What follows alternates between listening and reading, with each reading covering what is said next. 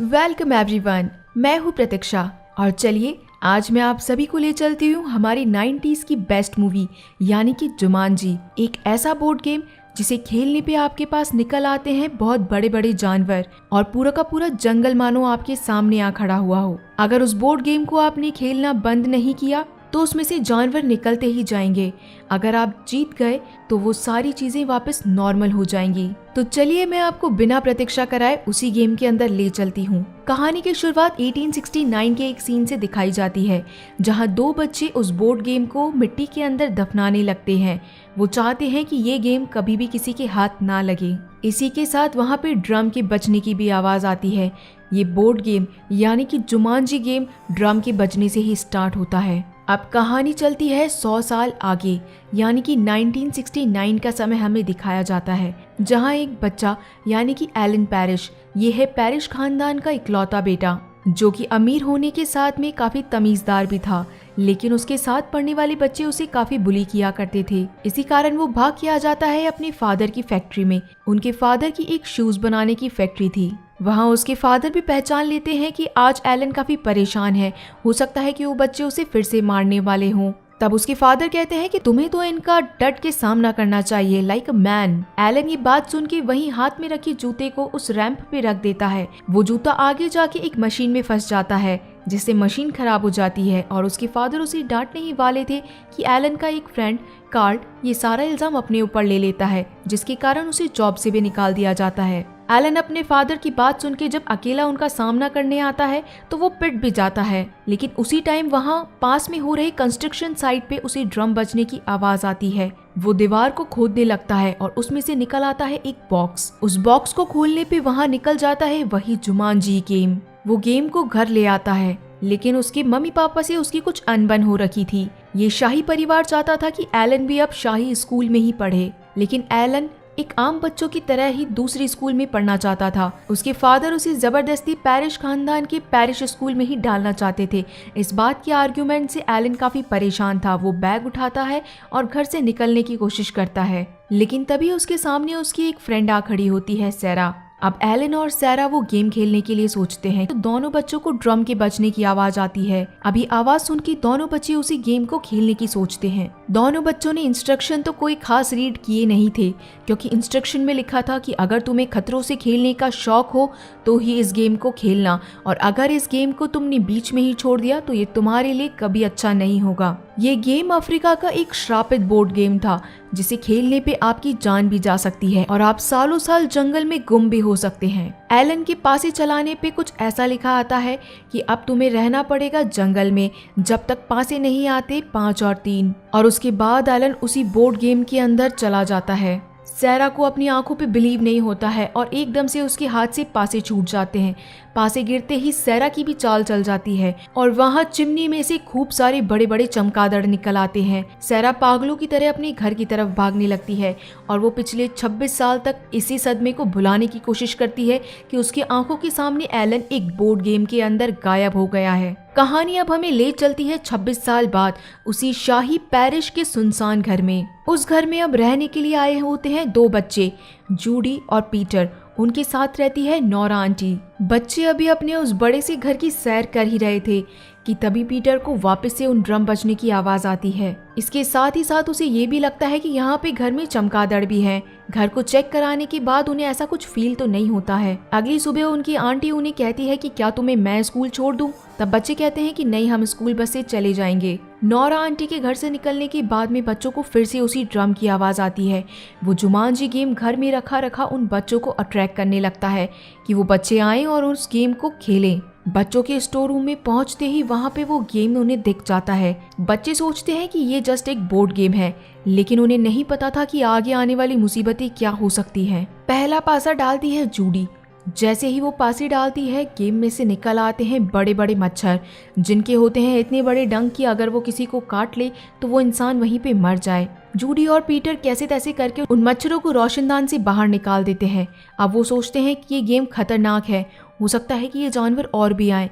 तब वो गेम की इंस्ट्रक्शन पढ़ना शुरू करते हैं। उसमें लिखा था कि अगर आप ये गेम खत्म कर देंगे तो ये सारी चीज़ें वापस चली जाएंगी।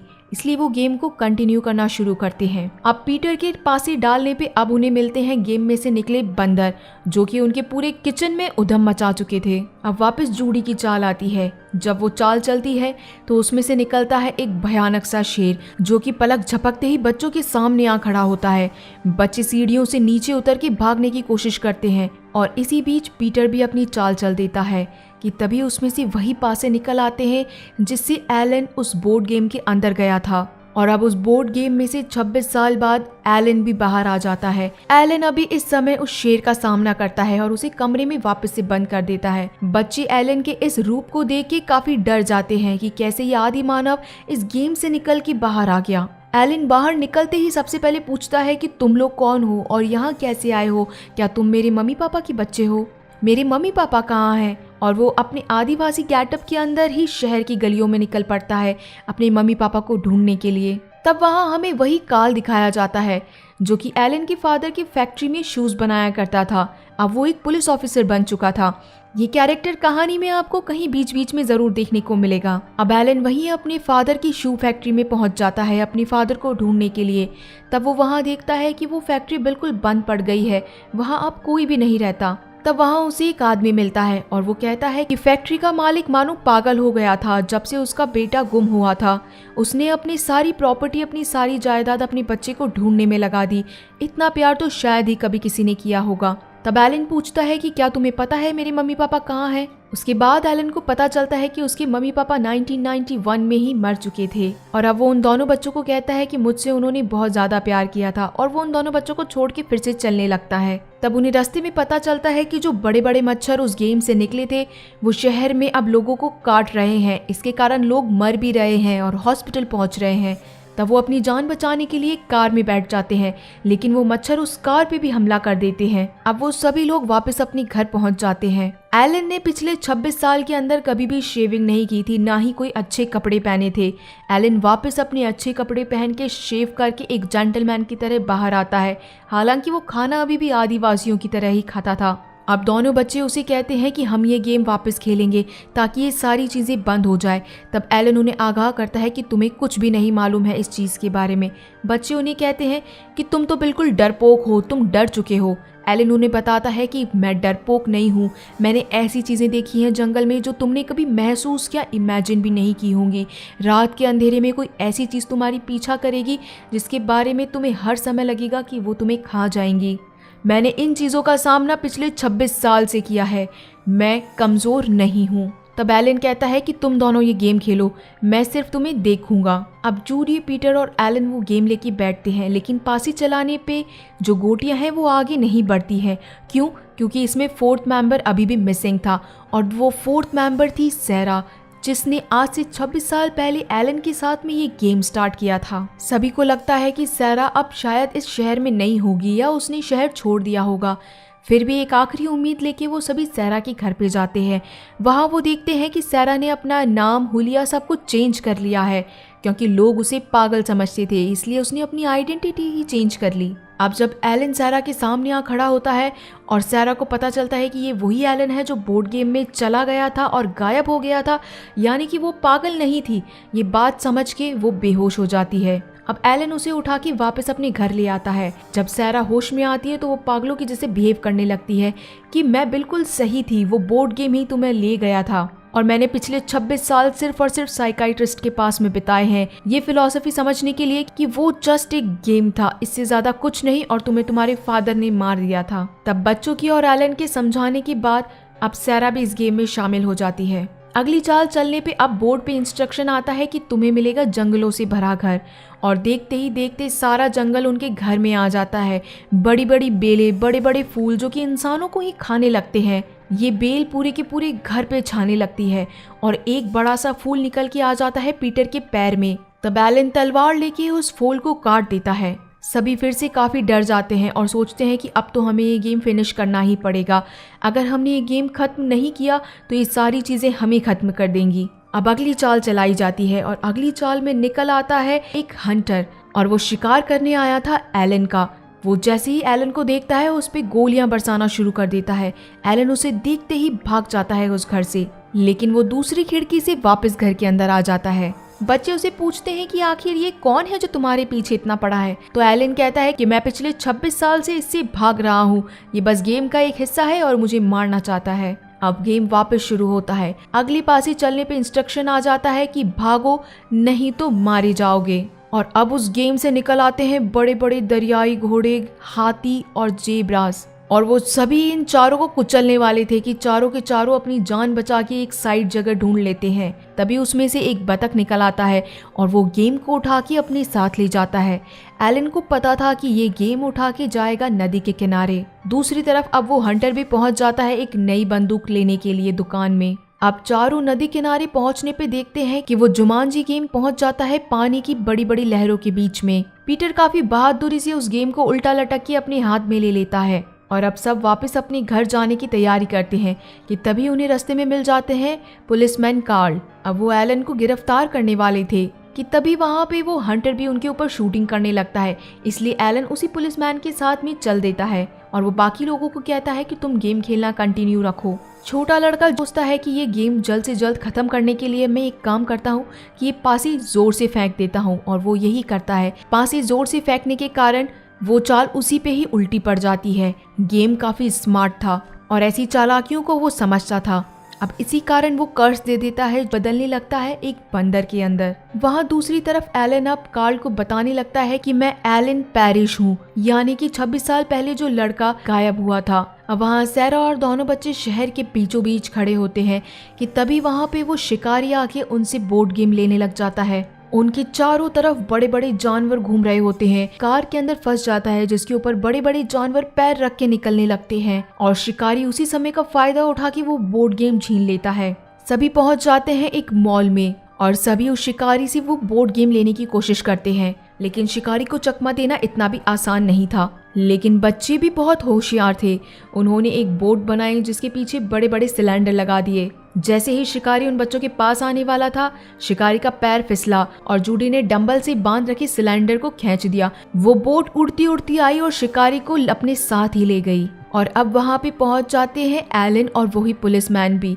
उस पुलिसमैन की कार में शायद अब स्क्रू भी नहीं बचा था, वो पूरी तरीके से तहस नहस हो चुकी थी। वहाँ हम देखते हैं कि दोनों बच्चों की गार्डियन नोरा आंटी भी इधर उधर सड़कों पे घूम रही थी। तभी उन्हें पता चलता है कि शहर में बड़े बड़े जानवर घूम रहे थे। उसने अपनी आंखें उठाई तो उसे सामने भागते हुए वो बड़े बड़े जानवर ही दिखे। अब जब चारों वापस अपने घर में जाते हैं वो गेम को कंटिन्यू करने के लिए, तब एलन को कहा जाता है कि तुम एक बार बात करो। आखिर बच्चे की गलती तो नहीं थी, वो बस चाहता था कि ये गेम जल्द से जल्द खत्म हो। तब एलन उससे बात करता है कि आखिर तुमने ऐसा क्यों किया।